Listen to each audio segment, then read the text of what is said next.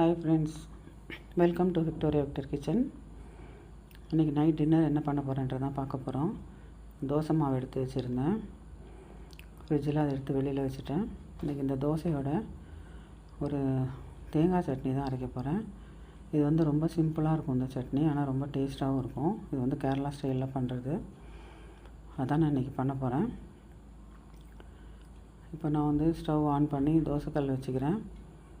தோசை ஊற்றிட்டு அதுக்கு இப்போ வந்து தோசை வந்து எனக்கும் என் ஹஸ்பண்டுக்கும் மட்டும்தான், பசங்களுக்கெல்லாம் இன்றைக்கி அவங்க ஆல்ரெடி 2 பேரும் வெளியில் சாப்பிட்டாச்சு. கொஞ்சமான மாவு தான் இருந்தது, அதனால் நாங்கள் 2 பேரும் தோசை ஊற்றுறதுக்கு தான் ஊற்றி சாப்பிட்லான்னு பிளான் பண்ணியிருக்கேன். இப்போ வந்து தேங்காய் வந்து திருவி வச்சுட்டேன், 2 பச்சை மிளகாய் வச்சுருக்கேன். இது கூடவே வந்து வெறும் சின்ன வெங்காயம் மட்டும், ஒரு 2 சின்ன வெங்காயம் மட்டும் சேர்த்தா போதும். இதில் வேறு எதுவும் சேர்க்க வேண்டிய அவசியம் இல்லை. இந்த வெறும் தேங்காயும் பச்சை மிளகாவும் சின்ன வெங்காயம் கொஞ்சம் உப்பு, இதை மட்டும் சேர்த்து நல்லா அரைச்சிட்டு வரணும். தேங்காய் வந்து நல்லா மசிஞ்சு வரணும், அப்போ தான் நல்லா டேஸ்ட்டாக இருக்கும்.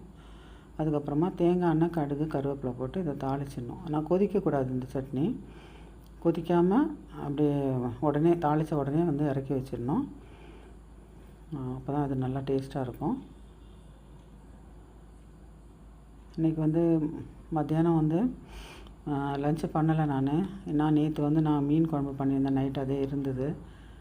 அதனால் அந்த மீன் குழம்பு வச்சு சாதம் மட்டும் வடித்து, அப்புறம் நான் வந்து இந்த கொத்தவரங்காய் போட்டு பொரியல் பண்ணி சாப்பிட்டுட்டோம். அதனால் நான் வந்து வீடியோ போடலை. அதுவும் இல்லாமல் இப்போ வந்து ரொம்ப நான் வந்து லாங் வீடியோ போட முடியலனால என்ன டைம் இருக்கிறதில்ல. ஏன்னா என் பையன் வந்து சின்ன பையன் வந்து ஆல்ரெடி ட்ரைனிங் போயிட்டுருந்தான் கொச்சினுக்கு. அதனால் அடிக்கடி அவனை பார்க்க போகிறது வர்றதுமா எனக்கு டைமே இல்லாமல் இருந்தது, ஊருக்கு போயிட்டு வந்துட்டு இருந்ததுனால. இப்போ தான் கொஞ்சம் ஒன்று வந்து ட்ரைனிங்லாம் முடித்து வந்தாச்சு. அதுக்கப்புறம் இப்போ நான் கொஞ்சம் ஃப்ரீயாக இருக்கிறதுனால என்னால் இப்போ வீடியோ போட முடியுது. இப்போ வந்து தோசைக்கு வந்து நான் இந்த எண்ணெய் வந்து இதில் வந்து தேங்காய் எண்ணெய் தான் நான் சேர்ப்பேன். ஆனால் தேங்காய் எண்ணெயில் வந்து இந்த தோசை சுட்டோம்னா, இது வந்து ஆக்சுவலாக பச்சரிசி மாவு தான் இது தோசை. வெறும் பச்சரிசியும் அதுக்கேற்ற மாதிரி 1 டம்ளர் பச்சரிசினா 1/4 டம்ளர் உளுந்து, கொஞ்சம் வெந்தயம், இதை மட்டும் சேர்த்து நல்லா அரைச்சி எடுத்துக்கணும். இதை வந்து ரெண்டுமே ஒன்றா சேர்த்து கூட அரைச்சிக்கலாம், மிக்சியில் கூட அரைச்சிக்கலாம். அந்த மாதிரி அரைச்சி முதல் நாளே வச்சுட்டு, அதுக்கப்புறம் வந்து நம்ம காலையில் எப்பவும் போல் தோசை பண்ணுற மாதிரி பண்ணலாம். நான் வந்து இதுக்கு வந்து காலையில் அரைச்சி வச்சுட்டு நைட்டு வந்து சுடுறதுக்காக கொஞ்சமாக தான் அரைச்சி வச்சேன். அதனால் அது வந்து பச்சரிசி மாவு வந்து 2-3 நாள்லாம் வைக்க முடியாது. இது வந்து கொஞ்சமாக அரைச்சிட்டு நம்ம தேவைக்கு மட்டும் அரைச்சிட்டு தோசை ஊற்றிக்கலாம். 2 நாள்லாம் வச்சா ரொம்ப புளிச்சு ஒரு மாதிரி ஆகிடும், தோசை நல்லா இருக்காது.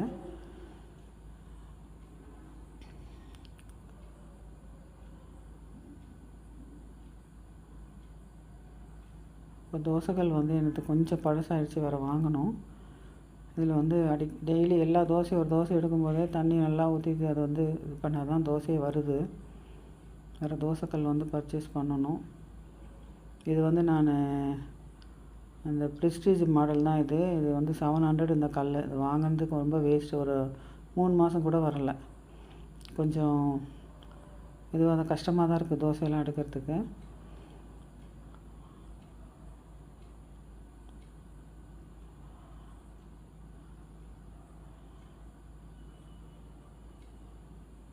ரொம்ப பெருசாகவும் ஊற்ற முடியாது, ரொம்ப பெருசாக ஊற்றிட்டா அந்த சைட்லலாம் போய்ட்டு வந்து அப்படியே ஒட்டிக்குது, எடுக்கிறதும் கஷ்டமாக இருக்குது. அதனால் நான் கொஞ்சம் சின்னதாகவே ஊற்றி எடுத்துக்கிறது. இண்டஸ் வேலியில் தான் நான் பார்த்து வச்சுருக்கேன் தோசைக்கல், போய்ட்டு வாங்கணும்.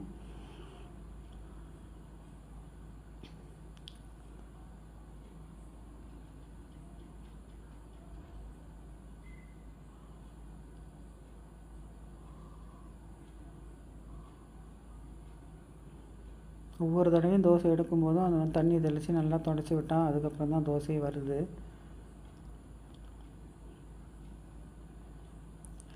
ஆனால் இரும்பு கல் தான் எப்போவுமே நல்லதுன்னு சொல்லுவாங்க. இந்த மாதிரி நான்ஸ்டிக் கல் வந்து நம்ம ஏதாச்சும் லைட்டாக தேய்ச்சிட்டா கூட உடனே அதில் வந்து தோசையே வரமாட்டேங்குது. நான் ஒரு நாள் அப்படி தான் பண்ணிட்டேன், ஞாபகம் இல்லாமல் நான் தேய்ச்சிக்கு நல்லா அழுத்தி தேய்ச்சி கழுவிட்டேன். அதனால் அதுக்கப்புறம் தான் இந்த மாதிரி தோசையே வரமாட்டேங்குது. நம்ம எப்போவுமே இந்த இரும்பு கல்னு வச்சுக்கோங்களேன், அது வந்து கொஞ்சம் நல்லாவே இருக்கும். எப்போவுமே நம்ம அது வந்து சும்மா தண்ணி ஊற்றி கூட அப்படியே கழுவி வச்சிடலாம், அது வந்து நல்லா தோசையும் வரும் உங்களுக்கு. நம்ம இரும்பு தான் வாங்கணுன்ற மாதிரி நினச்சிட்ருக்கேன் நான்.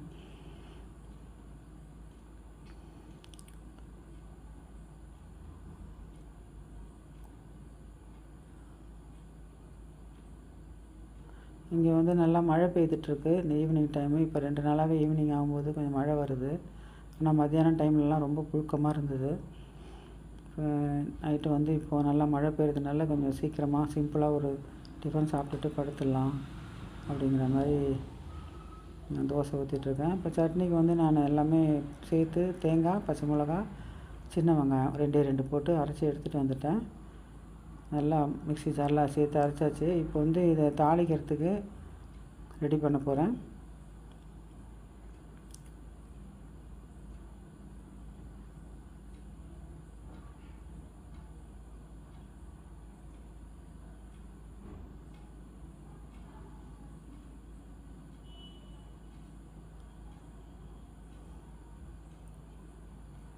அவ்வளோதான், இதோட தோசை ஊற்றி முடிச்சாச்சு.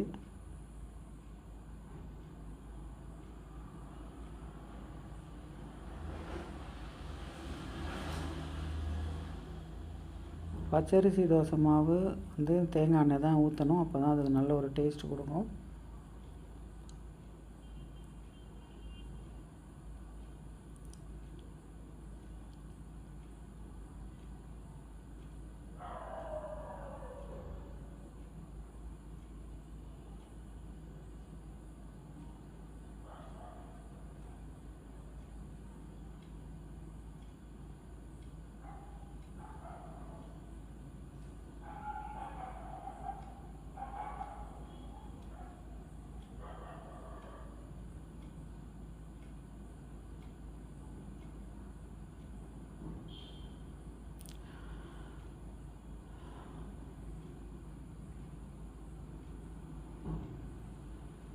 அதான் இப்போ வானல் வச்சுருக்கேன் இந்த சட்னி வந்து தாளிக்கிறதுக்காக. இந்த கருவேப்பிலை சேர்த்து தாளிக்கும்போது நல்ல ஒரு வாசனையாக இருக்கும் இந்த தேங்காய் எண்ணெயில்.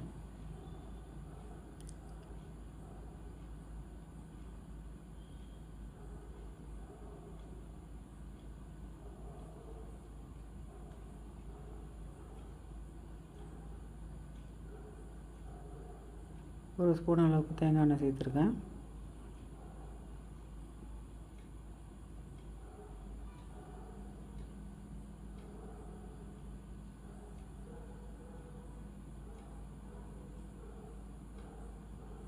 கடுகு சேர்த்துருக்கேன்.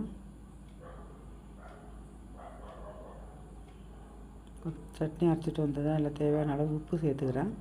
உப்பு சேர்த்து அரைக்கலாம், அரைச்சதுக்கப்புறமா உப்பு சேர்க்கலாம், நம்மளோட விருப்பம்தான்.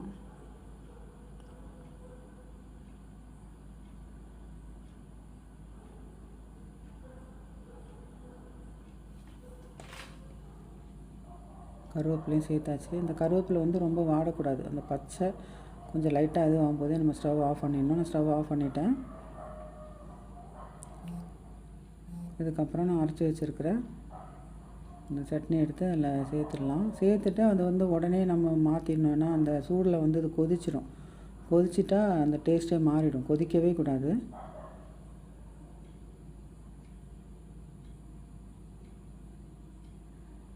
உடனே மாற்றியாச்சு.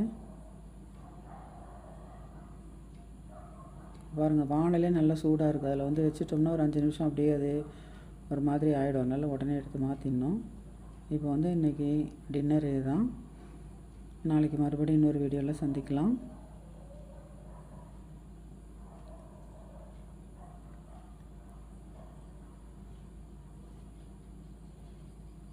Thank you friends.